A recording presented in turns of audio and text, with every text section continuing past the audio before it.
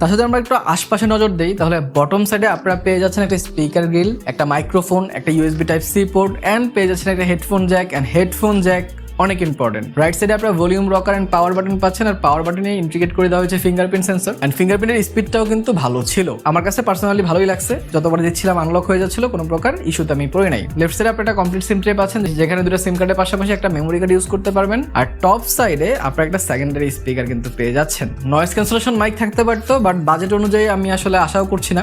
আর এটার বাজেটটা হয়তো আপনাদেরকে বলা হয় নাই, 10,499 টাকা। এই প্রাইসে এটার 464 ভেরিয়েন্ট আপনারা মার্কেটে পেয়ে যাবেন। সো 10,500 টাকায় এটা কেমন হবে সেটাই আমি জানাচ্ছি আপনাদেরকে আমার ইউজার এক্সপিরিয়েন্সের সাথে। সো এবার যদি আমরা ডিসপ্লে সেকশনে আসি, তাহলে ডিসপ্লে সেকশনটা ইন্টারেস্টিং, কারণ ডিসপ্লে সেকশনে এখানে আপনারা আইপিএস এলসিডি ডিসপ্লে পাচ্ছেন 120 হার্জ এর রিফ্রেশ রেটের সাথে 700 নিটস পিক ব্রাইটনেস, 6.67 ইঞ্চি ডিসপ্লেটা, যেটা 263 পিপিআই দিয়ে আসছে।